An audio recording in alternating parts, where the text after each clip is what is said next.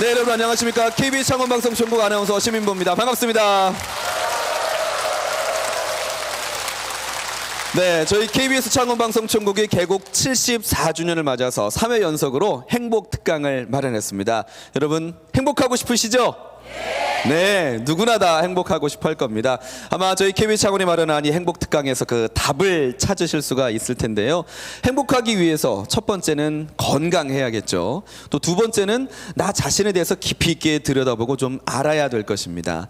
또 세 번째로 함께 사는 우리 상대방에 대한 이해가 필요할 텐데요. 이 KBS 창원에서 마련한 행복 특강에서 그 답을 찾아보시기 바랍니다. 오늘 첫 번째 시간으로요. 소통과 공감에서 배우는 매력적인 사람으로 거듭나는 법을 한번 들어볼 텐데요. 경향신문의 선임 기자로 유명 방송인이자 또 베스트셀러 저자이기도 하죠. 여성 멘토 유인경 기자님을 모시고 소통과 공감력 키우기라는 제목의 강의를 들어보도록 하겠습니다. 여러분 유인경 기자님 큰 박수로 맞아주세요.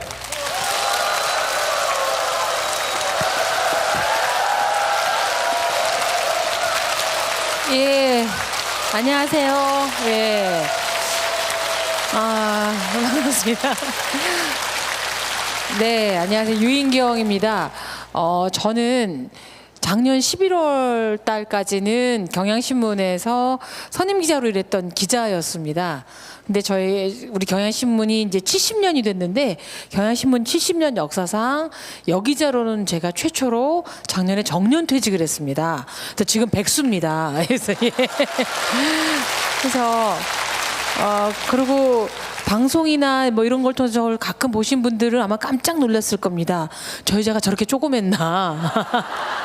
저렇게 다리가 짧았나? 근데 맞습니다. 사실 뭐 여러분 앞에 나와서 떠들 주제도 못 되는 것 같습니다. 보시다시피 이렇게 팔다리가 짧아서 운전면허도 없고요. 또 남들은 저더러 술을 아주 말술을 먹게 생겼다고 그러던데 술도 한 방울도 안 마십니다. 그리고 운동이라고 숨쉬기 운동밖에 하는 거 없고 정년 퇴직을 했으니까 아마 나이를 짐작하실 텐데 올해 이제 58살이 됐습니다. 예. 그 기자 생활을 저는 한 30년을 했었는데 저는 뭐 기자로서 가장 글을 잘 쓰는 기자도 아니었고 가장 정의로운 기자도 아니었습니다. 제 나이만 되면 이게 불의에 질끈 눈을 감게 될 경우가 굉장히 많고요. 근데 아마 가장 많은 사람을 만난 기자인 것 같습니다. 주로 인터뷰를 참 많이 했었고요. 그리고 참 너무나 고맙게도 직업에 최적화된 눈을 주셔서 노안이 아직 오질 않았습니다. 그래서 일주일에 한 책을 두세 권은 읽는 것 같아요. 오늘도 여기 오는 길에 기차에서 책을 좀 읽고 왔어요. 그래서 신문 보고 뉴스 보고 책 읽고 인터넷 뒤지고 하면서 세상이 어떻게 돌아가는지를 조금 구경을 하는 것 같습니다. 이제 2016년인데요. 2016년이 뭐 작년하고 갑자기 달라진 건 없지만 21세기에서 뭐가 가장 달라졌을까 보면 이제 우리는 2009년에 유엔에서 발표를 했습니다. 이제 100세인의 삶을 살아야 된다. 뭐 수십억 년인지 수만 년 전인지 정확히 규정되진 않지만 인류가 탄생된 이래에 100세라는 삶, 남들이 어떻게 선물처럼 받아들여졌던 삶을 우리는 이제 보통 사람들도 살게 됐다는 거죠. 얼마 전에 아마 뉴스를 보셨을 겁니다. 우리나라에서 106세 된 할머니가 암 수술을 하셨어요. 106세에도 이제 암 수술합니다. 저 아는 아주머니는 72살이신데 깜찍하게 쌍꺼풀 수술하셨어요. 본인의 주장은 눈이 자꾸 처진다 그랬지만 이뻐지려고 하신 것 같아요. 그러니까 이제 생각을 할 수 없었던 삶을 살게 됐는데 근데 더 잘 아시잖아요. 오래만 사는 게 축복은 아니라는 거죠. 오래만 사는 게 유병장수는 아무 의미가 없습니다. 그래서 제가 자료들을 보니까 블루존이라고 있습니다. 블루존. 그게 뭐냐면 이탈리아의 사르데나라든지 일본의 오키나와라든지 뭐 남미의 어떤 지역이라든지 그냥 100세인이라고 규정되지 않을 때도 그냥 90세, 80세들이 그냥 청년처럼 지냈던 곳. 뭐 그 사람들의 삶과 그리고 또 하버드 리포트라고 있습니다. 행복 리포트라고 그래서 하버드 대학교를 나온 사람들을 수십 년을 추적을 한번 해봤습니다. 그래서 해마다 편지 보고서를 쓰게 만들었고 5년에 한 번씩은 대면을 해서 얼굴색이 괜찮은지 목소리는 어떤지 정말 진실을 말하는지를 다 꾸준히 본 결과 이분들이 말년에 이르렀을 때 혹은 또 그 사르데나 뭐 지역에 있는 블루존에 있는 사람들이 말년에 이른 사람들한테 물어봤을 때 아, 나 이 정도면 행복하다. 잘 산 것 같다. 뭐 나이 들어도 괜찮다라고 말하는 사람들 공통점이 뭔가를 봤더니 도시에 살던 뭐 산에 살던 남자건 여자건 뭐 학교를 다녔건 박사건 이게 상관이 있는 게 아니고요. 중년 무렵부터 풍성한 인간관계를 맺고 있는 사람. 사람들하고 잘 교류하고 소통이 되는 사람들이 오래 잘 산다라는 겁니다. 우리가 뭐 고독사도 굉장히 많이 늘어지고요. 요새는 뭐 그냥 독거인들이 되게 많이 늘어진 세상입니다. 그런데 아무리 돈이 많아도 아무리 몸이 팽팽해도 혼자 고독하게 지내는 것은 바람직하지 않다라는 거죠. 그렇죠? 얼마 전에 일본 동경에서 그 요양원원 시설 한 달 한 250만 원씩 내야 되는 시설이라 그러더라고요. 거기서 혼자 계시던 할머니들이 몇 번씩 추락하신 경우가 있었어요. 이상한 사람이 떨어뜨린 거긴 했지만 가족과 같이 있었으면 그런 일이 별로 없었겠죠. 그래서 이제 우리가 길러야 될 것은 뭐 다른 뭐 IQ 느리는 것도 아니고 그다음에 아니면 운동을 열심히 해야 되는 것도 아니고 100세 삶을 살 때 이제 심지어 그냥 100세가 아니고요. 여러분들은 자칫 잘못하면 120살까지 살아야 됩니다. 자칫 잘못하면. 예. 지금 50세라시면 70년을 사셔야 돼요, 더. 예. 그러면 뭐가 제일 필요할까? 뭐 국민연금도 물론 필요하고 뭐 보험도 필요하겠지만 당장 내 옆 사람하고 잘 지내는 게 제일 필요한 것 같습니다. 그래서 소통과 공감력을 키우는 것이 부부 사이도 가족 사이도 친구 사이도 이런 사회에서 되게 좋을 텐데 제가 쭉 사람들 관찰해 보니까 소통과 공감력 있는 사람들이 왜 잘 되냐면 자기가 뭐 말을 전하면 사람들이 끄덕끄덕 거려준다라는 거예요. 이게 이제 매력하고도 관건이 되죠. 올 4월에 이제 우리나라에서 국회의원 총선이 벌어집니다. 당선되는 분들의 무슨 뭐 나는 이렇게 뭐 이 지역을 잘 만들겠다 뭐 공약도 매우 중요하지만 저 사람 말은 듣고 싶어하는 매력이 있는 게 이제 중요하다는 거죠. 미국도 참 신기한데요. 케네디 대통령, 레이건 대통령, 클린턴 대통령 이렇게 매력적인 사람들이 통치하던 시절이 경제도 좋았어요. 잘생긴 대통령, 국민하고 잘 말하는 대통령이 나와서 여러분 어렵습니다. 우리 허리띠를 좀 졸읍시다. 그러면 알았어요. 쪼을게요. 뭐 이렇게 얘기를 한다는 거예요. 그런데 닉슨, 카터, 부시 이렇게 깝깝한 대통령이 하던 시절에 경기가 안 좋았다 그럽니다. 그리고 기업가들도 마찬가지인 것 같아요. 직원들하고 소통이 잘 되는 분, 뭐 이런 것들이죠. 뭐 요즘 황혼 이혼이 되게 많이 늘어나서 대부분의 경우에는 할아버지들이 쫓겨나십니다. 예. 근데 그 할아버지들의 가장 치명적인 약점이 뭐냐면 부인하고 소통을 못했다라는 거예요. 여보 나 아프다 그러면 아이고 어디가 아파 그래 왜 이렇게 해주셔야 되는데 야 나는 더 아프다 이런 사람하고는 조용히 이혼장을 쓰고 싶어지는 거죠. 그래서 이게 뭐 정치인이 됐든 민간인이 됐든 어쨌든 소통과 공감도 매우 중요한데 제가 본 사람들 중에 소통이 잘 됐던 사람들 이유를 A, B, C, D, E로 한번 구별해서 해보겠습니다. A입니다. A. 에스크입니다. 질문을 던지셔야 된다라는 겁니다. 많은 사람들이 이제 제가 30년 기자 생활을 했다 그러면 글을 잘 쓰시나 봐요. 뭐 어릴 때부터 문학 소녀였나 봐요. 라고 얘기를 하시는데요. 기자한테 가장 중요한 것은 문장력이 아닙니다. 소설가나 시인이 아니거든요. 기자들의 가장 필요한 덕목은 제대로 된 질문을 던지는 능력입니다. 여러분들이 궁금한 국민들이나 독자들이 궁금한 것을 대신해서 질문을 던져줘야 되거든요. 근데 제대로 된 질문을 던져야만 제대로 된 답변을 얻고 우리가 진실을 더 가까이 할 수가 있습니다. 근데 이게 남들한테 던진 질문이 아니라 가장 중요한 질문은 우리 스스로에게 던져야 됩니다. 나 스스로에게. 내가 나한테 어떤 질문을 던지느냐에 따라서 우리 인생의 질이 달라진다고 생각을 합니다. 왜? 이 답은 다 우리 가슴에 있는데 이걸 꺼내는 직업을 잘 안 하거든요. 많은 분들이 그래요. 아니 왜 나한테 질문을 합니까? 나 내 몸과 마음의 주인이라서 다 잘하는데 왜 뭐한테 나한테 나 괜찮나? 나 이쁜가? 이런 걸 안 물어봐도 되지 않습니까? 라고 얘기를 하는데요. 여러분들이 진짜 스스로 잘 알까요? 저는 아닌 것 같아요. 저는 몇 년 전에 정말 저는 잘 먹고 소화도 잘 시키고 그러는데 자꾸 체하는 거예요. 자꾸 체해요. 그래서 어머 나 이렇게 위가 왜 이렇게 늙었나 자꾸 뜨끔뜨끔거리고 왜 이러지 그래갖고 몇 달을 참다가 병원에 갔더니 제 쓸개에 돌이 이렇게 차가지고 염증을 일으켜서 당장 쓸개 제거 수술을 받아야 된다라는 거예요. 제가 제 몸을 그렇게 알았으면 돌이 머리 있지 않고 신장에 내려가가지고 거기에 쓸개에 내려가서 그걸 몰랐겠어요. 그래서 저는 이제 쓸개 제거 수술을 받았어요. 쓸개 없는 인간입니다 저는. 몸에 일어나는 변화만 모르는 게 아니죠. 뭐 암, 뭐 2기다, 뭐 3기다, 뭐 깜짝 놀랐다, 너무 건강했던 사람이 이랬다라고 많이 아마 주변에서 보셨을 거예요. 마음도 마찬가지인 것 같습니다. 얼마 전에는 갑자기 막 기운이 쭉 빠지고 마음도 꿀꿀해요. 내가 이제 드디어 갱년기 우울증이 오나 보다. 쥐약 먹은 건 감춰도 나이 먹은 거 못 감춘다고 이제 50대 중반이 넘으니까 오나 보다 그러고 막 심란해 있었는데 마침 주변에 먹을 게 있어서 주섬주섬 먹다 보니까 금방 몸과 마음이 가벼워지는 거예요. 저는 우울한 게 아니라 배가 고팠던 거였어요. 배고프면 기운 빠지잖아요. 배가 고픈지 우울한 건지도 잘 모릅니다. 우리가 누가 싫으면 저 사람이 내가 갖고 싶은 가방을 들고 있어서 재수없어서 싫은 건지 아니면 저번에 나한테 한 말이 좀 얄미워서 싫은 건지 뭐 예전에 내 돈 떼먹고 도망간 누구랑 닮아서 싫은 건지 구별이 잘 안 갑니다. 그때마다 좀 수시로 물어보는 것. 나 괜찮은가? 나 잘하고 있나? 내가 지금 화를 내야 될 땐가? 아니면 내가 감사하다고 빨리 말을 해야 될 땐가? 이런 것들을 좀 물어보셔야 됩니다. 일단 잘 물어봐서 성공한 사람들의 예를 들어보면 이쪽에 왼쪽에 보인 사람이 스티브 잡스입니다. 애플이라는 회사를 만들어서 뭐 굉장히 우리 IT 쪽에 혁명을 일으킨 사람인데 이 사람은 이제 죽었지만 아마도 앞으로도 더욱더 애플이 만든 혁신적인 그런 데에서는 각광을 받을 뿐인데 이 사람은 어떤 중요한 결정을 내릴 때마다 이렇게 스스로에게 물어봤답니다. 내가 내일 죽는다 하더라도 이 일에 몰두하려 그럴까?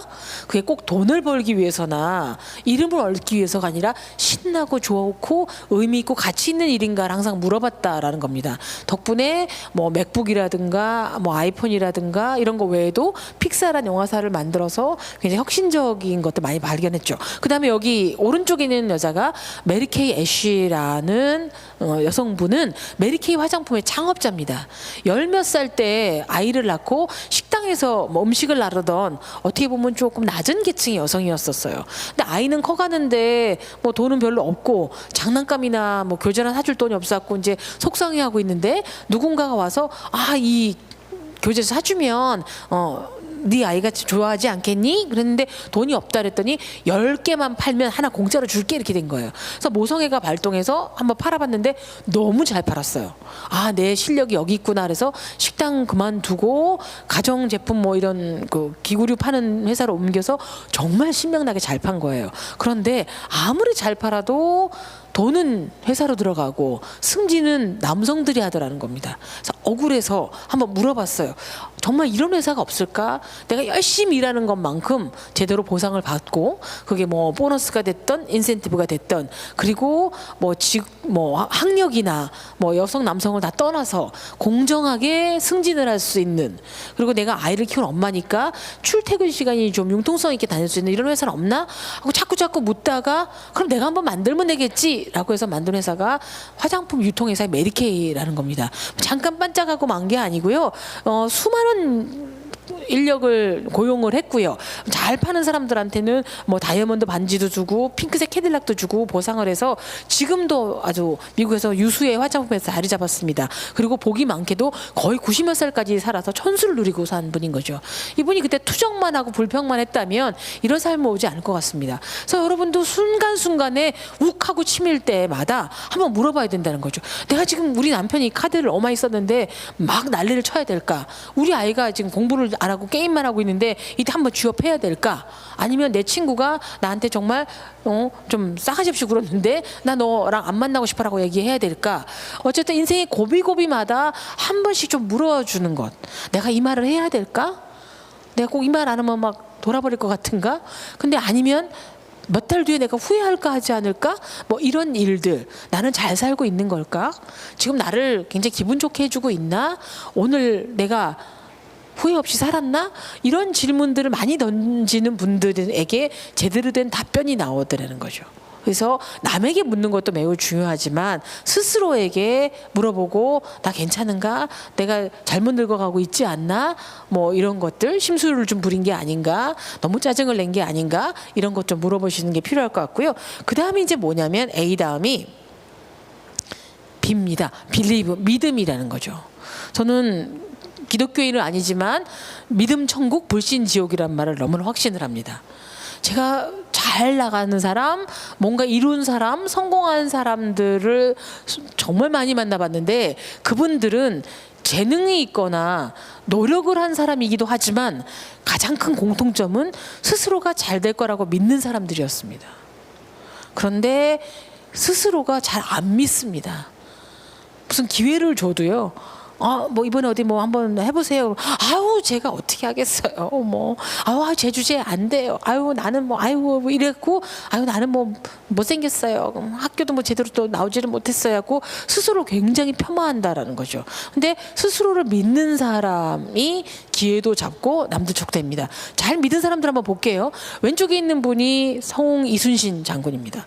우리는 영웅들 많죠. 세종대왕도 있고 뭐 장영실도 있고 정도전도 있고 뭐 김구 선생도 있지만 국민투표로 붙인다면 모든 분들이 만장일치로 뽑을 영웅이 이순신 장군인 것 같습니다. 근데 이순신 장군도 그분이 쓴 난중일기를 꼼꼼히 읽어보면 그냥 수컷이더라고요. 기생 누가 와서 자고 갔다 이런 것들 다 써놓으셨어요. 왜 그런지 모르겠지만 그러나 이순신 장군의 가장 훌륭한 점은 신에게는 12척의 배가 있습니다 라고 일본에 수백 척의 배가 있음에도 불구하고 작은 것으로도 할 수 있다고 믿으셨기 때문에 리더가 믿으니까 장군이 믿으니까 밑에 있는 부하들은 믿을 수밖에 없다는 거죠. 그 탁월한 지도력으로 우리가 15세기에 망하지를 않고 지금은 거의 뭐 일본을 제압하는 면이 얼마나 많습니까? 아무리 일본이 독도 우리 땅에 우겨도 우리 땅인 거고 소니를 다 제압을 하고 지금은 일본들이 오히려 우리나라를 위험한 나라? 무서운 나라로 알게 된 배경에는 이순신 장군의 그런 스스로를 믿고 스스로 팀을 믿었던 능력이 있었던 것 같고요. 오른쪽에 있는 여성분이 조앤 롤링이라는 소설가입니다. 해리포터를 쓴 작가입니다. 영국 여성인데요. 영국에서 학교를 하고 좀 자유분방해서 포르투갈에 가서 좀 지냈습니다. 거기서 결혼해서 아이를 낳고 이혼하고 돌아왔을 때는 집도 절도 직장도 직업도 돈도 아무것도 없는 그냥 가난한 딸 둔 싱글맘이었던 거죠. 그런데 이 여성이 세계적인 베스트셀러 소설을 쓰게 된 배경은 뭐냐면 해리포터라는 소설은 여러분 잘 아시겠지만 아주 그 조그마한 마법 학교에 들어가는 해리포터라는 소년의 이야기입니다. 지금 21세기잖아요. 뭐 인터스텔라, 그래피티, 마션 같이 우주, 뭐 화성, 뭐 이런 것들을 다루는 영화들이 가득하고 책들도 가득하고 그리고 뭐 어벤져스, 뭐 아이언맨, 뭐 이런 식으로 영웅담, 뭐 완전히 무슨 로봇 뭐 이런 것들만 하고 있는데 찌질하고 가난하고 불쌍한 고아 해리포터가 마법학교 가서 얍얍얍 하고 하는 게 벌어진다는 걸 믿었던 그 믿음이 오늘날 조앤 롤링을 최고의 작가이자 최고의 부자로 만들어준 것 같습니다. 이 보이는 사진은 돈을 많이 번 다음에 얼굴을 성형수술을 싹 바꾸고 고급 명품으로 옷을 휘감은 모습입니다. 본인이 믿었기 때문에 누렸던 걸 수도 있는 거죠. 그런데 왜 그러냐면 사실은 우리 인간은 저도 최근에 호모사피엔스라는 책을 읽었지만 예전에 뭐 네안데르탈인도 있고 뭐도 있었다 하더라도요. 우리 인간이 바뀐 건 별로 없다라는 겁니다. 5장 6부가 갑자기 뭐 7장 8부로 늘어난 것도 아닙니다. 희노애락 애호욕의 감정이 예전과 달라진 것도 별로 없습니다. 이 안에 순정이 다 있다라는 거죠. 근데 이 순정을 건드리느냐 안 건드리느냐의 차이인데 그걸 잘 건드렸기 때문에 됐다는 거죠. 근데 이게 이 21세기도 먹힐 거야. 사람들은 누구나 작고 보잘것없는 소년이 마법학교 가서 세상을 바꾸는 거를 기대를 한다라는 마음이라는 거죠. 요즘 저는 젊은 애들이 쓰는 말 중에 썸 탄다란 말이 참 거슬리더라고요. 그냥 사랑을 하면 하는 거지 연인인 듯 연인 아닌 연인 같은 관계 이게 도대체 뭔지 잘 모르겠고 늘 뭐 간만 보는 사이인 것 같아서 좀 맞닿지 않았는데 참으로 신기하게도 이렇게 썸 타고 제대로 된 연애도 못하는 젊은이들이 가장 많이 본 영화 중에 하나가 니마 그 강을 건너지 마오란 영화랍니다. 89살 할머니와 98세 할아버지의 수뇌보를 그린 작품을 보러 가서 막 들어갈 때는 이러고 들어갔다 나올 때는 오빠 우리 죽을 때까지 사랑해야 돼 뭐 이러고 나왔다는 거예요. 저는 그 영화 안 봤습니다. 제 남편이 98세까지 살 생각을 하면 억장이 무너져가지고 그런데 모든 청년들, 소년들에게도 그런 수뇌보에 대한 갈증이 있는 걸 알고 했기 때문에 그런 거죠. 그래서 일단 뭐 이렇게 이순신 장군이나 조엘 롤링만 믿는 게 아니라 여러분들도 여러분들 충분히 믿어보셔야지 된다라는 겁니다. 저는 30년 직장 생활을 했고요. 결혼도 지금 31년째를 가고 있습니다. 제가 무사히 정년퇴직 완주를 한 비결, 그리고 별로 남편하고 사이도 안 좋으면서 30년째 살고 있는 가장 큰 비결은 뭐냐면 저는 직장이나 가정에서 사람들이 저를 참 좋아할 거라고 착각을 하고 살았어요.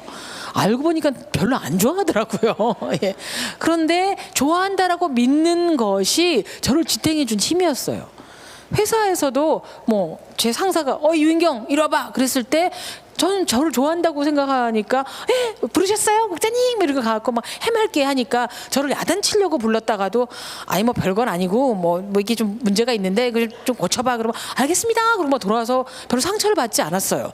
근데 한 친구는 그분이 아무 생각이 없는데 저 국장 나 싫어하는 것 같아. 전에 회식 끝나고 노래방 갔을 때 내가 탬버린 안 쳤다고 굉장히 미워해. 뭐 말도 안 되는 얘기를 하면서 삐죽삐죽대고 막 부르셨어요 이러고 가면 저 친구 왜 날 피하지? 왜 쭈뼛대고 오지? 왜 저러지? 하고 벽이 생기더라는 거죠. 저도 시어머니가 이제 돌아가셨지만 뭐 막내 며느리여서 그렇게 막 고부 갈등이 있을 건더지도 안 됐습니다.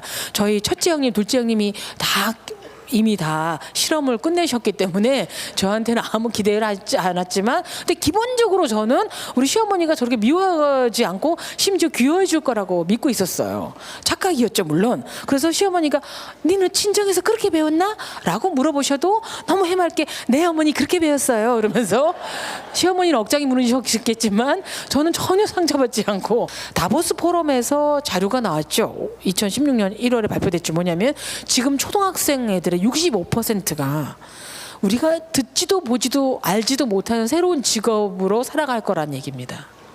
그리고 초등학생만이 아니라 저처럼 기자로 출발해서 기자로 정년퇴직을 하는 거는 이미 전설의 고향이나 나온 20세기 사람입니다. 그런데 지금 학생들이나 청년들은 미국은 이미 시행되고 있습니다만 100세의 삶을 살면서 7가지의 직업을 체험합니다. 직장이 아니라. 근데 7가지 직업을 가질 때 검사가 돼야 된다, 의사가 돼야 된다, 공무원 돼야 된다, 뭐 PD가 돼야 된다 이렇게 말씀하고 강요를 하는 건 그 아이들의 발목을 잡는 거랑 똑같은 겁니다. 너는 어떤 일을 해도 잘 될 거야. 왜? 사람들하고 소통이 잘 되잖아. 뭐를 해도 잘 되잖아. 의사라도 뭐 잘 맥을 짚는 분도 중요하지만 어디가 아프셨어요? 아이고 그러셨어요? 하고 친절하게 해주는 의사라면 손님이 많이 올 거야 라든지 뭐 이런 거를 하셔야 될 텐데 안 한다는 거죠.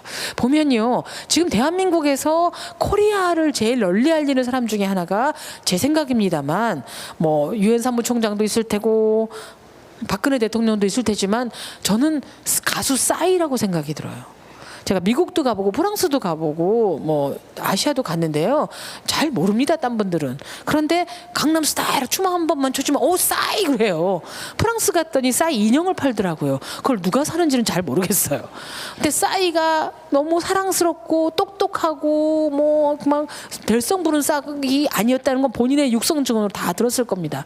초등학교 때부터 너무 주의가 산만해서 너는 왜 이렇게 주의가 산만하니? 그러면 남산이요? 무등산이요? 뭐 이렇게 물어가지고 선생님이 주먹을 부르는 학생이기도 했고 뭐 미국 유학 시절에는 등록금 갖고 뭐 딴짓 한 대 썼다고 본인이 다 얘기를 했어요. 심지어 여러분 다 아시겠지만 뭐 대마초도 피워 한번 경찰서에 끌려갔던 적이 있죠.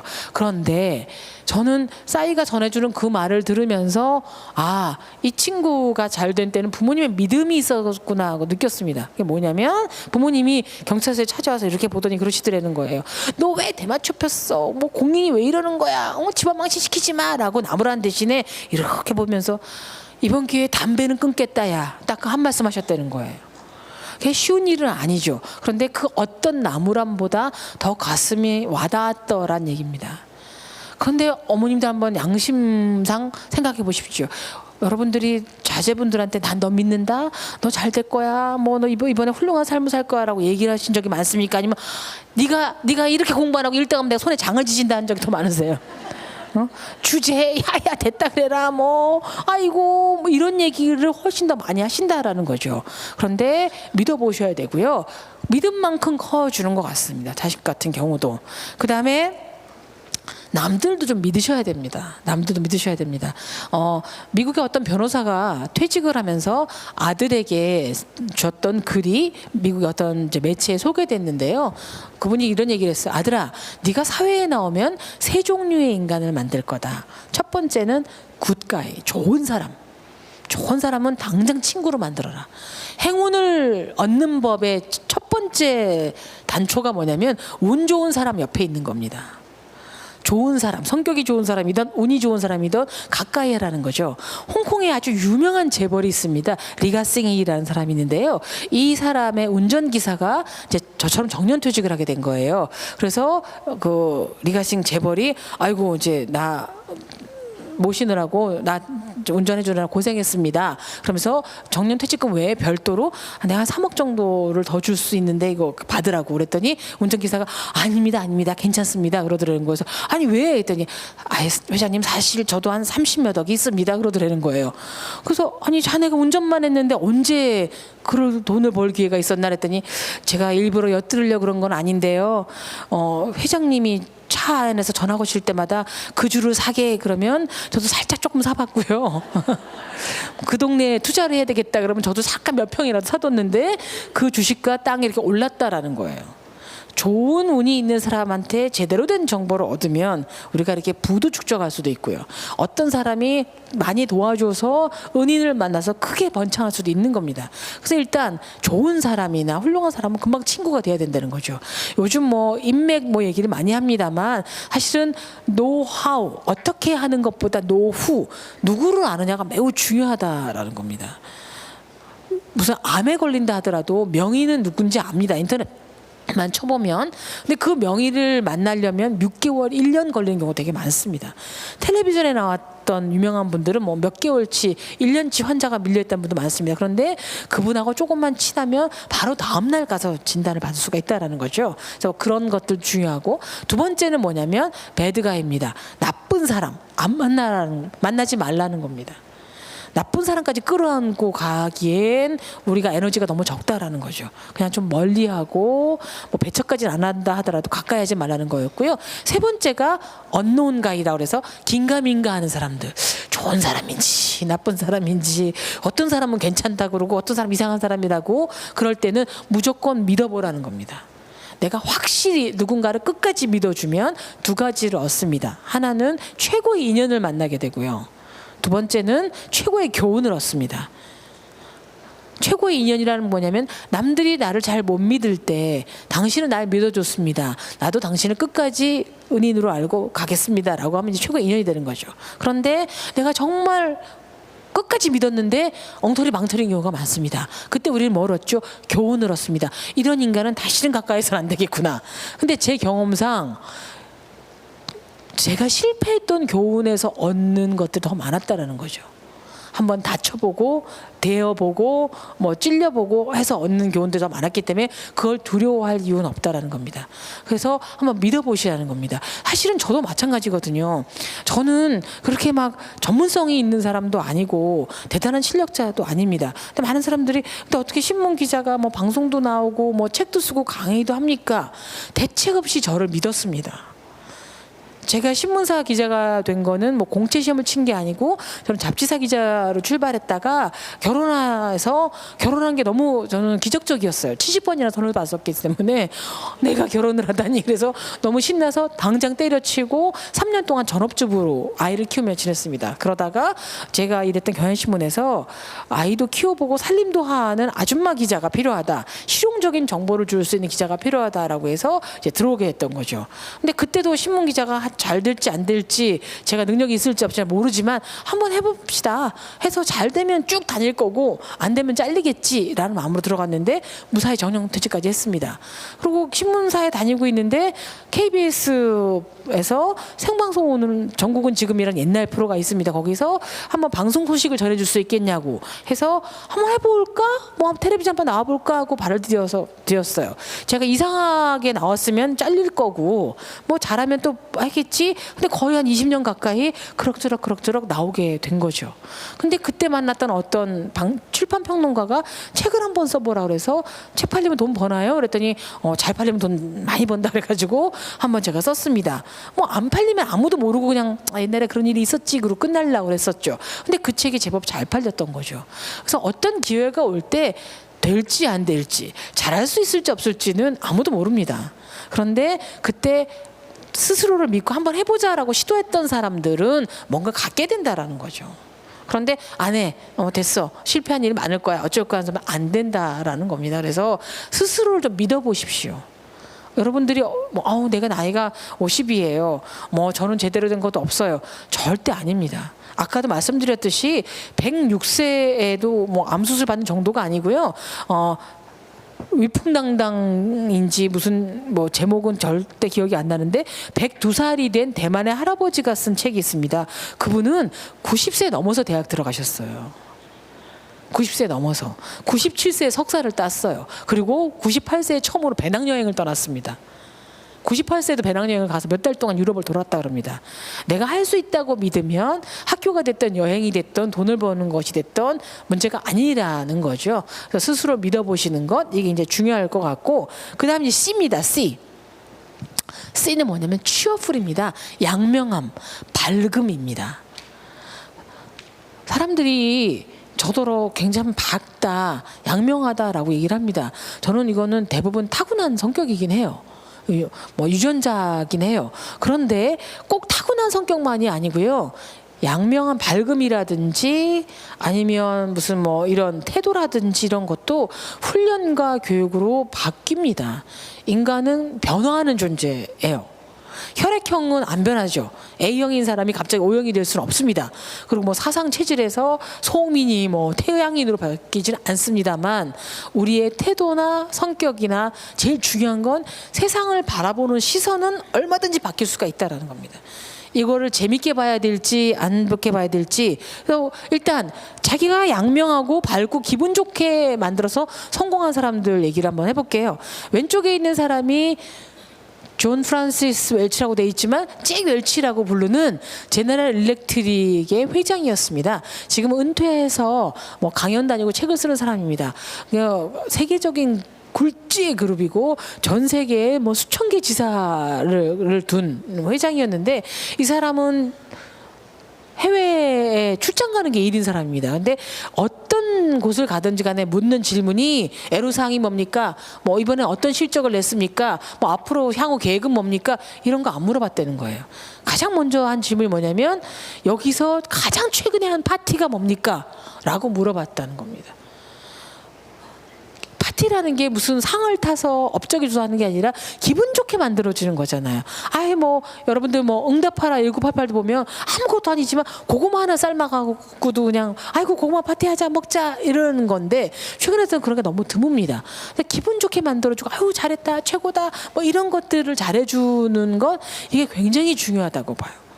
근데 이거를 잘 못하는 기업 뭐 잘했습니다 그래도 됐다 뭐 이런 거 아니라는 거죠. 그래서 이걸 잘하셔야 됩니다. 저는 참 안타까운 게 뭐냐면 기분 좋은 상황을 만들어주는 건 이런 기업 회장이 아니라 어머니 아버지 모두 다 중요한데 여기 남성 어르신들도 참 계시지만 참 안쓰러운 게 뭐냐면 엄마랑 아빠의 존재를 보면요 아이들이 엄마랑 훨씬 가깝습니다. 10개월 동안 뭐 임신을 한 과정에서 온 몸이 일치가 됐던 것 같기도 하고 주로 육아나 양육이 엄마의 힘이기도 하지만 엄마 그것만이 아니라 엄마 아버지를 비교해 보면 엄마들이 아이들을 훨씬 더 기분 좋게 해주는 말을 많이 해요. 근데 아빠들은 애 기분 좋게 하는 말 별로 안 합니다. 그렇지 않습니까? 아이가 막 엄마 나 100점 맞았다 막 째끔째끔하다가 오면은 엄마들 아이고 우리 새끼 잘했다 100점 맞았어 천재다 천재 아유 잘했다 뭐 먹고 싶은 거 없어? 그러고 막 칭찬을 해줍니다. 그리고 애가 엄마 나 이번에 선거에서 반장 됐다. 그러면 야 네가 사주에 관운이 있대더니 반장부터 시작하는구나. 잘했어. 임명장 갖고 와봐. 우리 액자 해놓자. 막 이렇게 칭찬을 해줘요. 그런데 이 엄마는 아이가 빵점을 맞고 와도 엄마 이번에 망쳤어요. 빵점 맞았어요. 그럼 빵점이 뭐야 이 자식아 하면서도 뭐 그렇게 빵이 먹고 싶었냐? 그리고 다음부터는 잘해야 돼 라고 이렇게 따뜻따뜻 거려줍니다. 그 다음에 애가 엄마 나 이제 맞았어. 누가 나 때렸어. 그러면 왜 맞고 다녀? 하면서도 야 그래도 네가 때려서 엄마가 병원비 안 물어서 다행이야. 오늘 좀 푹 쉬어. 이렇게 얘기를 해요. 근데 평소에 아버지들은 아이에 대해서 별로 관심이 없습니다. 내 마누라가 잘 키워주겠지. 근데 애가 신나서 아빠 나 100점 맞았어요. 그러면 그 아이를 칭찬해 주는 게 아니라 100점? 야 내가 학교 다닐 때 별명이 올백이었잖니. 역시 피는 못 속인다. 야, 그 성적표들 다 어디 갔나? 내가 100점 맞았더라고 자기 칭찬을 합니다. 그리고 아빠 나 반장 됐다. 그러면 반장? 난 전교회장도 했다.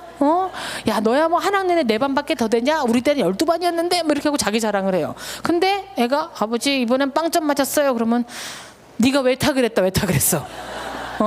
우리 가문에 너 같은 머리 나쁜 애는 없어. 너 알지 그 봉파리 삼촌? 너네 엄마 남동생 얼마나 공부 못하냐 왜 그 피를 받았니 뭐 얘기를 하고 애가 막 맞고 들어오면 왜 네 엄마는 너를 갖고 미역국을 먹었는지 모르겠다 이따 얘기를 하면 아빠랑 정서적으로 가까워질 수가 없습니다.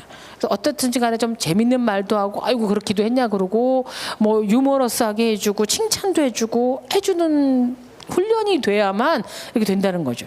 여기 오른쪽에 있는 사람은 허버트 켈러라고요. 미국의 사우스웨스트라는 항공사를 만든 사람입니다. 근데 사실은 9.11 테러도 그렇고 여러 가지 이유로 미국의 항공산업이 굉장히 추락하고 있는데 이 회사는 항공사임에도 불구하고 구글과 더불어서 미국 청년들이 가장 가고 싶어하는 회사입니다. 왜냐하면 회장이 정말 웃긴 사람이에요. 그래서 무슨 직원들 파티가 있으면 막 엘비스 프레슬리 옷차림으로 와고 막 개다리 춤을 추기도 하고 막 수다 떨고 그러고 직원 생일만 관리해주는 부서를 따로 둡니다. 그런데 직원을 너무너무 재밌게 해주니까 직원들의 승객을 재밌게 해주는 거예요. 승객을. 그래서 뭐 비행기 타면 사실 약간 좀 비장하지 않습니까? 저는 우리 국내선 비행기 타면 별로 기분이 안 좋습니다. 왜냐하면 스튜어디스들이 너무 날씬하고 이뻐요. 불쾌합니다. 그래서 너무 팔다리가 가늘어서 제 짐 좀 올려달라는 부탁도 못 하겠어요. 그냥 제가 하고 말지 뭐 이러고 금연입니다. 뭐 여러분 뭐 안전벨트 매주세요. 이러고 비장하게 하는데 이 항공사는 사장이 워낙 웃기게 해주니까 그런 것도 되게 재밌게 해요. 여러분 담배는 이 안에서 피는 곳이 아니고요. 담배 피는 장소는 저 날개 바깥에 있습니다. 근데 날개 바깥에서 피우시면 잠시 후에 바람과 함께 사라지다 노래가 나오겠죠. 그리고 여러분 제 이름 외워두셔야 돼요. 제 이름은 뭐 켈리예요. 그런데 이따 제 이름 못 외우시면 안 내려드려요. 그러면 켈리 막 외우게 만들고 옆 사람이랑도 인사하세요 라고 막 게임 같은 거 시키니까 다음에도 이 비행기 타야지 저가 항공사거든요. 하게 된다라는 겁니다. 그럼 좀 재미있는 훈련 뭐 우스갯거리 보기 나름이라는 겁니다. 관점을 재밌다고 볼지 시큰둥하다고 볼지 뭐 요새 뭐 토크 프로그램 되게 많은데 아이고 쓸데없이 수다만 따는 저런 프로그램 안 봐라고 하시는 분이 있는 반면 어머 말을 저렇게 재밌게 하는구나 웃기는구나 재밌겠다 저 사람 무슨 얘기를 하는지 들어보자 이 관점에 따라서 그 프로그램의 성격만 달라진 게 아니라 우리 인생도 굉장히 달라진다라는 거죠. 그래서 제가 보면 뭔가 잘 되는 분들은 유머 감각이 되게 탁월한 분이에요. 저는 잘생긴 사람 돈 많은 사람 그다음에 재밌는 사람이 동시에 유인경 씨 밥 먹읍시다 그러면 전 재밌는 사람 만나러 갑니다. 돈 많은 사람이 돈 쓰는 걸 본 적이 없어요. 아주 짠돌이들이에요. 잘생긴 사람 좋죠. 저도 정우성 씨랑 한번 만났었는데요. 너무 잘생겼더라고요. 그래서 정우성 씨 제 딸이 팬인데 사진 한 번 찍어주시면 안 돼요? 그래갖고 휴대폰을 줬더니 저를 확 껴안고 셀카를 찍어주더라고요. 그냥 정우성 품 안에서 죽어버리고 싶었어요. 너무 좋았어요. 그런데 잠시 제정신이 돌아오자 저보다 얼굴이 작고 피부가 좋은 남자랑 있는 게 견딜 수가 없이 고통스럽더라고요. 그래서 횡설수설되고 집에 일이 있다고 나오고 말았는데 바로 어제 저는 85세 된 한승원 변호사랑 저녁을 먹었습니다. 그분은 스스로가 자기 얼굴을 한약재에 들어간 대추라고 얘기를 하세요. 아주 자글자글하신 데다가 근데 왜 만나냐면 너무 재미있으신 거예요. 85세신데 본인은 고혈압 당뇨, 관절염 이런 성인병이 아무것도 없대요. 그래서 미성년자라는 거예요. 성인병이 없다고. 그리고 무슨 행사를 하는데 마사회 후원을 받았답니다. 뭐 그런 경우 많겠죠. 그래서 그쪽 가서 감사의 표현을 하면서 그랬대요. 저는 살다가 말이 번 돈으로 이렇게 협찬을 받아서 일해보긴 처음입니다. 뭐 이런 얘기들 하시니까 재밌어서 또 이분이 무슨 얘기 해주시려나 뭐 하고요. 근데 소통과 공감에서도 가장 중요한 게 뭐냐면 주변 사람들한테 덕담해 주는 것, 감사하다고 하는 거, 칭찬해 주는 것, 이게 훈련을 하셔야 됩니다. 이거 굉장한 훈련입니다. 저는 뜻밖의 모임이 없어요. 이게 고정적으로 하는 일 되게 싫어합니다. 유일하게 하는 정규적인 모임이 돌밥이라 그래서 돌아가면서 밥 사는 모임이 하나 있어요. 아무 이유도 없이 그냥 만나서 오늘은 내 차례지 그러고 이제 하고 다음에 당번 누구야 하고 적어서 그냥 다음 달에 맛있는 거 먹는 거밖에 없어요. 원래 5명이었는데 1명이 빠졌습니다. 우리가 은근히 따돌렸어요. 이유가 뭐냐면 뭐 그 친구가 우리 돈 떼먹고 도망간 것도 아니고 사회적 물을 일으킨 것도 아니고 멀쩡한 친구예요. 근데 항상 같이 만나면 언짢게 해주는 말 항상 해요. 잘 먹고 있으면 우리는 기분 좋게 먹고 있으면 꼭 그 친구가 그래요. 맛이 이상하지 않니? 이래서 잘 먹던 우리가 비정상으로 보이는 거예요. 이상해? 뭐 여기 뭐 간이 좀 이상한 것 같고, 아니 뭐 이러면 기분이 안 좋아요. 그럼 또 맛있게 먹고 있으면 얘 레스토랑이 인테리어가 이게 뭐니? 이거 누가 오자 그랬니? 그러면 그 식당 추천한 친구가 막 쓰게 줘가지고 왜 뭐 이래갖고 다들 약간 기분이 안 좋은 거예요. 저더러도 어느 날 그러더라고요. 인경아 너 마스카라 어디 어느 거 발라? 그래서 어디 거 그랬더니 되게 떡진다. 난 절대 그 제품 안 발라야 되겠다. 심지어 몇 년 전에는 저한테 인경아 너 늦둥이 가졌니? 그러더라고요. 그래서 아니 그랬더니 똥배야. 그래서 그 이후로 늘 이 스카프로 배를 위장하고 있어요. 근데 이게 하루 이틀이지 만날 때마다 그런 얘기를 하니까 애들이 야, 걔 빼자. 그래서 본인도 정말 의문의 일패라 그러더라고요. 요즘 사람들이 의문의 일패, 조용히 따돌림이 됐다라는 겁니다. 근데 그런 얘기가 얼마나 중요하냐면 저는 디테일에서 가장 중요한 것 중에 하나가 덕담입니다. 덕담을 하는 훈련을 가지셔야 됩니다. 잘 되는 집안과 못 되는 집안을 보면 그 집안의 뭐 학식이나 무슨 뭐 종갓집이나 이게 아니라 어떤 대화를 하느냐의 차이인 것 같습니다. 우리나라에서 가장 좀 오래 건강하게 사는 분들 중에 하나가 옛날에 윤보선 대통령 집안이 뭐 90세, 100세까지 올해도 사시고 평균 연령 70대일 때도. 그래서 그 작가였지만 그 집안인 분한테 물어봤어요. 도대체 뭘 드시는지 아니면 무슨 가온이 있는지 아니면 왜 그렇게 대부분의 사람들이 딴 데서 사는데도 그렇게 오래오래 건강하게 살고 뭔가 또 업적을 이루십니까? 물어봤더니 글쎄요 뭐 특별하게 먹는 것도 없고 가운도 없는데 차이가 있다면 우리는 식구들이 만나면 이왕이면 좋은 말을 합니다 그러는 거예요. 뭐 취직을 했다라든가 상을 탔다라든가 승진을 했다라든가 결혼을 했다 할 때는 당연히 다 기뻐해 주지만 그닥 축하할 일이 아닌 일도 되게 따뜻하게 해준다라는 겁니다. 예컨대 뭐 실직을 했습니다. 명예퇴직을 했던 뭐 조기퇴직을 했다 그러면 뭐 부끄러운 얘기입니다만 우리 집안 같으면 걔가 그렇게 잘렸다며 그렇게 대기업 다닌다고 잘난 척하더니 결국 잘렸네 뭐 이러고 흉보기가 바빴을 텐데 그 집에선 그런데요. 아이고 이번에 영수가 회사를 그만뒀답니다. 뭐 20년 다녔으면 좀 오래 다닌 거죠. 축구 게임도 전반전 있고 좀 쉬어갔다가 다시 후반전 할 수 있는데 이제 조금 쉬라는 모양인 것 같습니다. 우리 저 밥이나 좀 사주고 격려해 주십시다. 그러면 휴직이나 뭐 잘리는 게 아니라 마치 그냥 더 큰 걸음을 걷기 위해서 이렇게 잠깐 쉬는 것처럼 돼 있으니까 본인도 덜 창피하고 우리들도 그렇게 상처줄 일이 없다라는 거죠. 뭐 요즘은 한 집 건너 한 집이 이혼입니다만 여전히 이혼한다는 말에 쉽게 하지를 않는데 뭐 예컨대 인경이가 이혼했대요. 그럼 어머 인고 부부인 줄 알았더니 쇼윈도 부부였구나 뭐 이따 얘기를 하는 게 아니라 아이고 이번에 그 인경이가 이혼을 하게 됐답니다. 근데 뭐 대학교도 한번 떨어졌다가 재수해서 서울대 간 친구들이 많지 않습니까? 요새 재혼도 흔하니까 더 좋은 배필 만날 수 있도록 동네방네 주선을 좀 해줍시다. 그러면 마치 이혼이 더 괜찮은 배우자를 만나기 위한 선택인 것처럼 이렇게 하다 보니 누가 찡그릴 일도 없고 뭐도 없고 어려울 때 도와주자 이런 마음들이 전반적으로 스트레스를 안 주게 되는 거죠. 왜 말들 듣기 싫어서 명절 따고 안 간 사람 많지 않습니까? 너 결혼 안 하니? 아, 그래 그 집 아들 대학교 저번에 시험 친다더니 발표 아직 안 났어?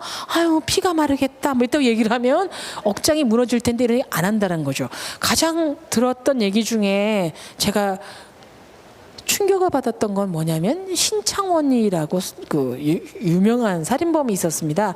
뭐 이렇게 줄무늬 티셔츠를 입었고 신체도 건강한 범인이었는데 하도 탈옥을 일삼던 사람이 교도소에 있다가 다른 교도소로 이감이 될 무렵이었는데 지금처럼 되게 추울 때였나 봐요. 사람들 다 떠는 거죠. 얘 또 난동 부리면 어떡해. 이 사람 말썽 부리면 어떡해. 그러고 있는데 그 교도소에서 가장 나이가 많은 교도관이 그 신창원 씨를 불렀답니다. 그래서 불러서 이제 앉혀놓고 신창원 씨 그래 오늘 가지. 딴 거 아무것도 아니고 하필 오늘 날이 참 춥다. 그래서 따뜻한 차 한 잔 마시라고 불렀다. 차 마시고 가. 응? 차 마셔. 그래서 이제 그때 가만히 마시더랍니다. 그래서 한 말도 안 하고 너 왜 그렇게 살았어? 앞으로 그렇게 살지 마. 이러면 한 말씀도 안 하시고 힘들지. 근데 참 다 힘들다. 나도 아들이 셋인데 내 딸은 참 잘해줬다 그래도 섭섭한 것들 많더라. 아들들은 인생이 그래 답이 없는 거야. 뭐 이런 얘기만 이제 한두 마디 했답니다. 근데 차를 다 마시고 그래서 그래 다 마셨으면 가라 했더니 인사 꾸벅하고 문제 돌아서서 뚜벅뚜벅 문가로 가다가 확 돌아서더니 선생님 제가 드릴 게 있습니다. 그러더니 뭔데? 봤더니 십몇 센치 되는 못 가늘게 가른 거 하고 그다음에 속옷에서 나온 건지 뭐 고무줄 긴 거랑 주면서 선생님 사실 제가 오늘 이 못으로 교도관 찌르고 수갑 풀고 탈주할 생각이었습니다. 그런데 선생님이 주신 차 한 잔에 마음이 바뀌었습니다. 저는 태어나서 부모로부터도 가족으로부터도 친구로부터도 아무 이해관계 없이 날씨 추우니까 날 추우니까 따뜻한 차 한 잔 마시라는 얘기를 들어본 적이 없습니다. 근데 선생님의 그 한마디에 마음 바꿨습니다. 이제 저 무사히 옮겨가서 좀 잘 살아보겠습니다. 그 말을 던지고 옮겨갔어요. 그래서 지금 다른 교도소에 가서 이해인 수녀랑 뭐 펜팔도 하고 뭐 종교도 가진 걸로 알고 있습니다. 저는 그 얘기를 듣고 우리가 남들에게 어떤 말을 하나 저도 기자여서 기자란 직업은 합리적인 의심을 해도 해야 되는 게 기본이고 독서를 해야만 되고 촌철살인을 해야 된다는 이유만으로 너무나 많은 비수를 날렸어요. 너무 많은 비수를 날렸어요. 뭐 그 기업 안 돼, 그 정치인 쓰레기야, 그 이런 법이 잘 될 리가 있겠어? 그러다 보니까 이게 습관이 돼가지고 좋게 얘기하지를 않아요. 습관이. 그리고 그렇게 하다 보면 꼬일 때가 있었어요. 저희 뭐 개인적으로 뭐 남편이 부도나고 우리 엄마 치매로 막 10년간 고생하시고 상황이 꼬이니까 마음도 꼬이고 말도 꼬여요. 그래서 누군가가 얘 정수기가 이번에 박사 땄대 그러면 턱 나오는 답이 땄대 쭉 다니더니 땄구나. 근데 박사 따서 요새 어디 뭐 학교나 간대니 박사학위 소지자의 30%가 다 비정규직이라는데 요따 얘기만 하게 있는 거예요. 다 기사에 나오는 얘기지만 들은 사람 얼마나 섭섭하겠어요. 직접 안 해도. 그리고 야 이번에 뭐 영미가 임원 됐댄다 그러면 너무 잘 됐다가 아니라 임원 됐대. 임원이 임시 직원이지 뭐. 구조조정되면 제일 먼저 나가겠네. 요따 얘기를 제가 했어요. 그런데 보니까 제 표정이 점점 뺑덕엄마 같이 돼가는 거예요. 됐대? 그렇대? 뭐 이렇게 돼갖고 이거 안 되겠다 해서 말부터 바꿨어요. 그래서 덕담을 하기 시작을 했습니다. 제 뭐 자식 남편은 물론이거니와 누가 박사 땄다 그러면 박사 땄대? 드디어 해냈구나. 너무 잘 됐다. 야 나는 속절없이 세월만 보냈는데 걔는 그 세월에 공부해서 박사 땄네. 야 박사가 최고야. 응? 전 남편 전 대통령이 있어도 전 박사는 없어. 최고야. 아유 내가 밥 산다 그래. 그러면 그 친구가 전해서 야 인경이가 진짜로 축하해 주더라 라고 되는 거죠. 그리고 뭐 임원 됐다 그러면 너무 잘 됐다. 난 정년 때까지 부국장밖에 못했는데 걔는 상무야 대단하다.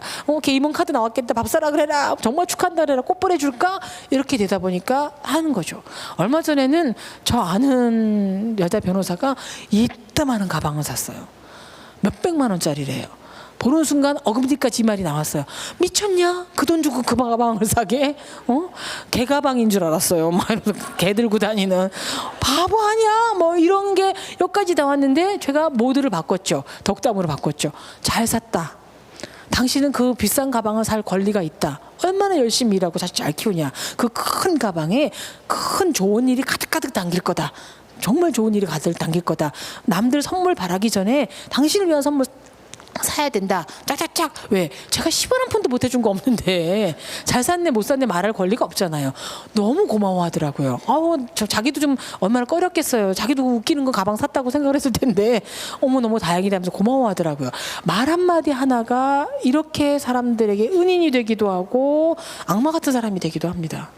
근데 이걸 왜 말씀드리냐면 덕담을 하고 칭찬을 해주려면요 좋은 면을 보는 훈련을 하셔야 돼요. 이분한테는 어떤 칭찬을 해줄 수 있을까?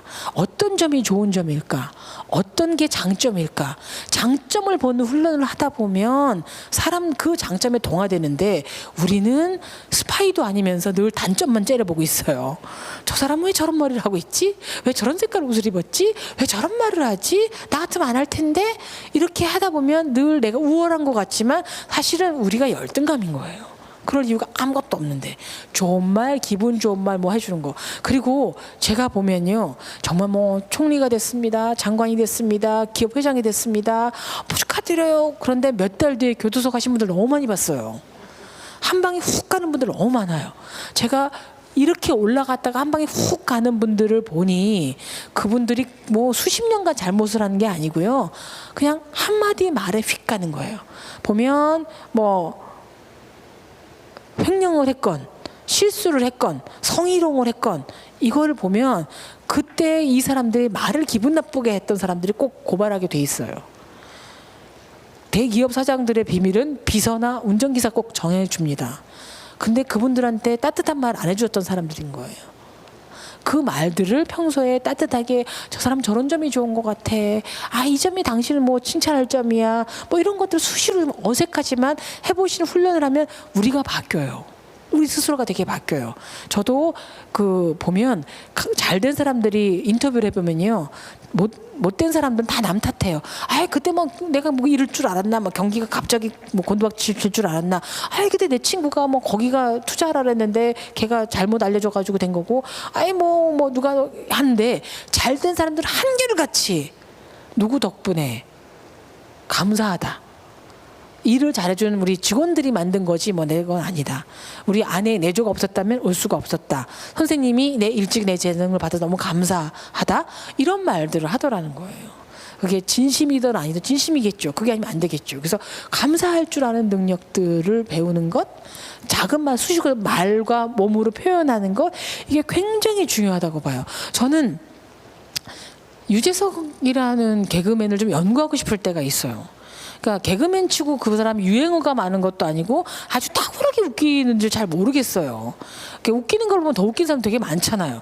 유행어로 보면 박명수 씨가 더 많아요. 뭐 티끌 모아 티끌이라고 그러고 뭐 공부 안 하면 더운 데서 일하고 추운 데서 일한다 그러고 막 뭐 등등 많은데 유재석 씨는 그냥 뭐 둘리춤 추고 뭐 메뚜기라고 그러고 하지 뭐가 있지 싶었는데 왜 주변에서 그렇게 유누님이라 그러고 항상 상을 할까 보면 이런 디테일이 되게 강한 것 같아요.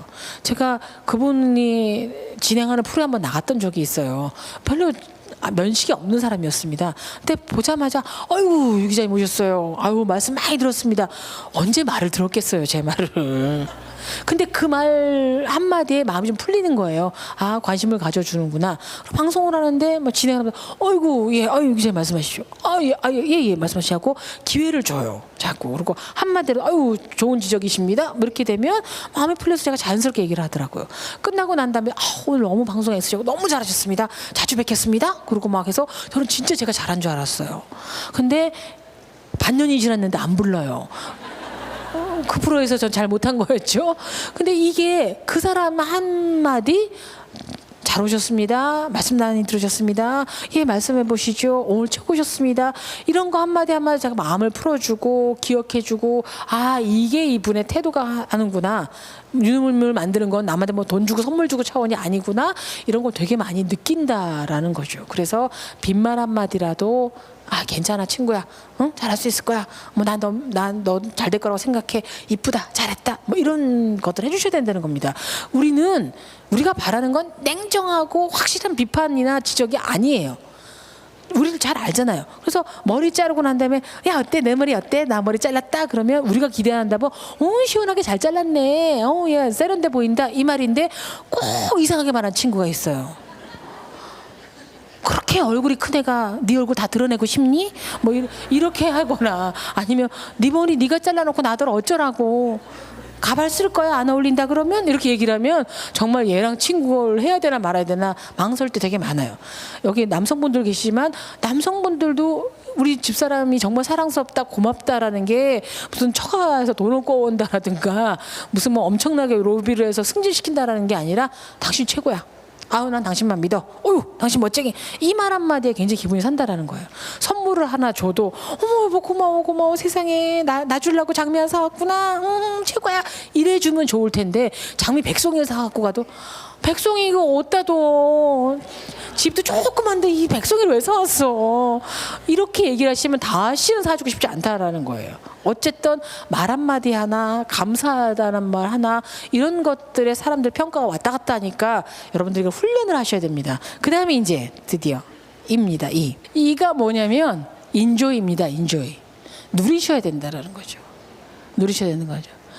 뭘 누리셔야 되냐면 저는요 살다 보니까 제일 나쁜 게 억울함인 것 같습니다. 억울함. 짓지도 않은 죄를 지었다고 누명을 받는 거 억울하죠. 얼마 전에 17년 전에 살인사건에 진범이 있는데도 엉뚱하게 딴 사람 잡혀도 17년을 옥살이한 사람 얼마나 억울하겠습니까? 그렇잖아요. 그런데 이런 것만이 아니라 내가 정말 성실히 막 너무너무 열심히 일하고 돈은 다 모아놨는데 누가 딱 사기쳐서 털어갔다라든가, 회사에서 죽기 살기로 열심히 일을 했는데 제대로 대접을 못 받는다든가, 이런 것도 사회나 외부적인 것이나 해서 제대로 평가 못 받는 것도 억울하지만 제일 억울한 것 중에 하나는 뭐냐면 우리가 우리 스스로를 잘 안 돌보는 겁니다. 정말 안 돌보는 경우가 되게 많아요. 특히 여성분들은 그렇습니다. 뭐 우리한테 뭐 사치를 하라는 얘기가 아니고요. 잘 입혀주고 잘 먹여주고 기분 좋은 시간을 만드는 일을 잘 못합니다. 저도 제법 돈을 잘 버는데 저는 지금까지 단 한 번도 백화점에서 정품으로 세로로 세워져 있는 옷을 사본 적이 없어요. 늘 누워있는 특선 상품 이런 거. 요새는 뭐 홈쇼핑에 눈을 떠서 막 사이즈 안 맞아갖고 막 반품하고 뭐 이렇게 되는 지경에 이르렀습니다. 그리고 과일 같은 걸 하나 사도요. 꼭 3만 원짜리 한 박스 있고 4만 원짜리 한 박스 있으면 꼭 3만 원짜리를 먹습니다. 제가. 왜? 먹으면 뭐 다 그게 그거지 뭐 이렇게 하게 되는 거죠. 근데 어느 날 제 친구랑 같이 장을 보러 갔는데 제가 싸구려를 고르고 있으니까 친구가 탁 손을 치더니 그러더라고요. 인경아, 왜 했더니 너 이 과일 말이야 우리나라에서 제철에 우리 땅에서 나온 과일을 우리가 몇 번 먹을까? 뭐 하우스 재배나 수입품 많이 먹지만 정말 제철에 나온 귤이나 뭐 사과나 감은 딱 그 맛 나는 게 일주일도 안 걸립니다. 그런데 일주일밖에 못 먹는 데다가 과일 한 종류당, 그리고 개당 비싸봤자 10,000원이 안 넘어요. 대부분 뭐 1,000원, 2,000원 이렇게 하지 않습니까? 근데 요 몇천 원짜리 과일도 너한테 먹여줄 권리가 없니? 또 그렇게 열심히 일하고 친구들이나 후배들 밥 잘 사고 하면서 왜 너는 이런 항상 싸구려 이런 것만 먹니? 네가 그런 거 먹어서 영양이 잘 안 좋아서 얼굴 푸석푸석하고 머리카락 옥수 털 같으면 사람들이 네가 하는 말을 신뢰를 할까? 그리고 너는 억울하지 않니? 근데 그 얘기를 하는데 가슴이 꽉 막히는 거예요. 저는 맨날 그러거든요. 야, 박사보다 더 높은 게 뭔지 알아? 밥사야 밥사 이러면서 막 밥 사고 후배들 술도 사주면서 왜 제가 제 입에 들어가는 과일 안에 벌벌 떨었을까요? 왜 자식한테는 고가품 옷도 사주고 남편한테는 제가 차도 사줬으면서 저는 이렇게 몇만 원짜리 옷 입고 뭐 이러고 하고 다녔을까요? 갑자기 제가 너무 억울하다는 생각이 들어요. 그리고 왜 제가 해외여행을 가서도 프랑스 파리까지 가서 그냥 프랑스 요리를 먹으면 됐을 텐데 맥도날드 햄버거를 먹었을까요? 왜 아침에 호텔에서 딸한테 눈치를 주면서 얘 그 바나나랑 요플레는 챙겨라, 이따 간식 먹어야 된다, 왜 이랬을까요? 안 그래도 되는데. 그리고 맨날 뭐 뭐 어디 갈까 그러면 뭐돈 좀 더 모았다가 뭐 이 다음에 가자. 그럼 뭐 먹자 그러면 그 먹어봤자 뭐 똥배 나오지 그냥 간단히 먹자. 그런데 내일이 오리란 보장이 없어요. 아무리 우리가 100세를 살아도. 우리가 음식을 먹어도 빵 하나를 먹어도 내 이빨로 짜가짜가 먹을 때가 맛있는 거지 임플란트 틀리한 다음에 스테이크 먹어봤자 맛도 몰라요. 여행도 마음이 흔들릴 때 가야지 무릎이 흔들릴 때 가는 게 여행이 아니에요. 예? 드라마로 뭐 본다고 뭐 해서 내 인생이 아닌 것처럼. 근데 왜 그 제때 안 했을까요? 제 선배 하나는 안경을 굉장히 비싼 거를 써요. 그래서 내가 선배 테 뭐 10,000원짜리 2, 3만 원짜리도 많던데 왜 그렇게 비싼 안경테를 쓰세요? 그랬더니 인경아 옷은 매일 갈아입지만 안경은 365일 매일 똑같은 거 쓰는데 좋은 안경 쓸 때마다 내가 참 잘 살았다는 생각이 들어. 이게 나한테 주는 선물이야 라는 얘기를 하더라고요. 그리고 노벨 경제학상을 탄 학자한테 물어봤습니다. 행복이 뭡니까? 그랬더니 행복이 로또에 당첨되는 것도 어마어마하면서 학위를 따거나 성공을 하는 게 아니라 하루 가운데 마음 평화로운 시간을 만들 수 있는 사람이 행복한 사람이라는 겁니다. 그런데 우리가 늘 전쟁터를 만들죠. 그럼 뭐가 정말 행복일까요? 여기 행복 특강이지만 로또에 당첨된 행복일까요? 제가 로또에 당첨됐다고 칩시다. 지금 창원으로 오는 길에 로또 번호가 맞는 걸 알았어요. 그러면 50억, 어머나 50억. 아무리 좋아도 30초 이상 뛸 수가 없습니다. 막 무릎도 흔들거리고 뒷골도 땡기고 그 다음부터는 행복보다는 공포죠. 이 돈 어떻게 해야 돼? 이 돈 어떻게 해야 돼? 어디다 숨겨둬야 돼? 남편한테는 얼마나 나눠줘야 돼? 시댁에 날려야 돼 말아야 돼? 막 달라 그럴 텐데 뭐 이런 공포랍니다. 실제로 로또 수십억 된 사람들을 수백 명 조사해 봤더니 처음에는 차를 바꾼대요. 좋은 차 한번 타보자. 집을 바꾼답니다. 그 다음에 아이고 나도 큰 집에 살아보자. 그 다음에 배우자를 바꾼답니다. 내가 연봉 3,000만 원일 때 만났던 사람을 살 수가 없어 라고 바꾼답니다. 그 다음에 불행해진다라는 거예요. 그래서 제일 중요한 건 평화로운 시간 만드는 거예요. 참 평화롭다. 내 마음에 전쟁터 안 만들고 어제 일 후회하지 않고 내일 일 걱정하지 않고 오늘만 잘 사는 것. 오늘 참 다행이다. 오늘 어제 날도 참 따뜻해지고 그리고 오늘 마신 커피가 너무너무 나 기분 좋게 해줬고 오늘 마침 내가 보고 싶어하는 친구가 인경이 잘 있니? 라고 전화를 걸어줬고 그러면 딸내미가 문자를 엄마 사랑해 라고 하트 막 날려줬고 이것만도 너무너무 감사한 일입니다. 오늘부터라도 여러분들이 A, B, C, D, E 어려울 거 아무것도 없잖아요. 돈 드는 것도 아니잖아요. A, ask 수시로 물어보세요. 나 괜찮은가? 나 기분 좋은가? 응? 나 뭐 잘 살고 있나? 오늘 이 말을 해야 될까 안 해야 될까? 그다음 B 믿으시라는 겁니다. 여러분들은 얼마든지 능력이 있는 분이고 행복하게 살 권리가 있으신 분이라는 거죠. 그다음에 C 이왕이면 한 번 태어난 인생인데 쭈글쭈글 구질구질 살지 마시고 양명하고 밝게 좋은 점만 보시면서 사시는 훈련하셔야 되고요. D 디테일 감사합니다라고 인사하는 거 하나 누구 이름 하나 불러주는 거 하나 투덜거리지 않는 것 하나 이런 태도 하나 키우시는 거 그다음 마지막으로 enjoy 이왕 한번 우리가 사는 삶 남이 나한테 선물 주기 바라기 전에 내가 나한테 커피도 사주고 스카프도 하나 사주고 기쁘게 해서 더불어서 좋은 기운을 나누시다 보면 친구들도 많아지고 응원군들도 많아져서 여러분들이 100살을 살던 120살을 살던 소통과 공감이 잘 되는 멋진 인생을 살다고 생각이 들 겁니다. 오늘 제 얘기는 여기까지 하겠고요. 예. 긴 시간 동안